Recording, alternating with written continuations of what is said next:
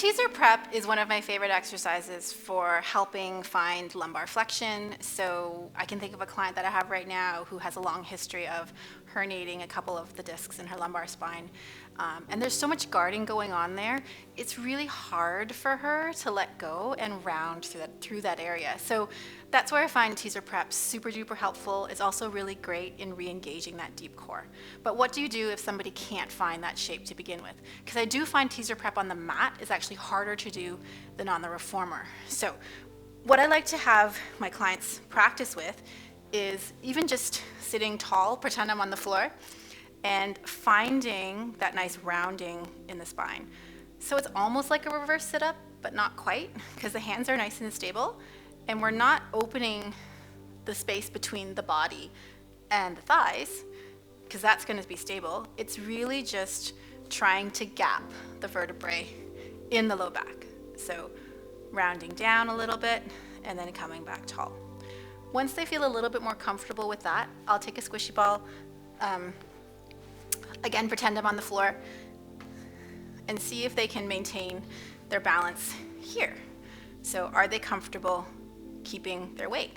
And if they are, they can take one leg up and then the other leg up, trying to find that nice teaser shape. So if they've established that, and they can be pretty light on their toes on the ball, then I'll take them onto the reformer.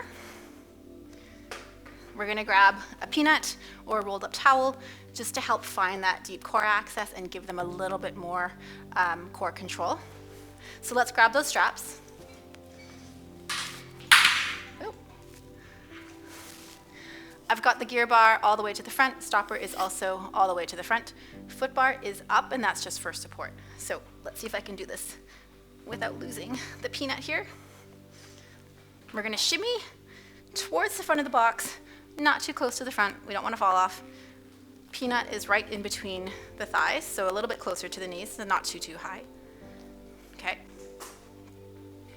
Arms are down by the sides. A little bit of energy through those straps, right? So these are going to be our source of stability for now. We're going to keep the feet on the foot bar to start, and then find that lumbar flexion again. It's really important to think of scooping the tummy instead of collapsing, because that's going to make sure that we're thinking of activity instead of release. So finding that nice roundness through the lumbar spine, one leg up, other leg up, see if they can find that shape. And then we're going to press forward with the hands and come back. And if it's too much hip flexion, I do find that bringing that peanut a little bit closer can help with that.